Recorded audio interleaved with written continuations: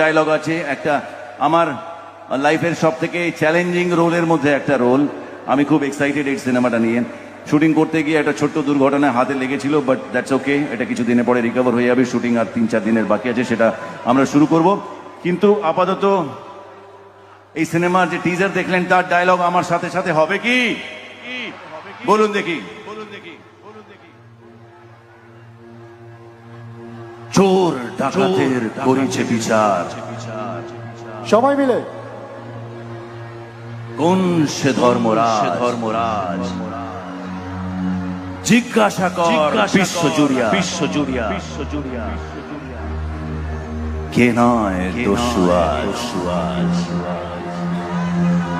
এই স্বাধীন ভারতে এটাই তো আমার নিয়তি।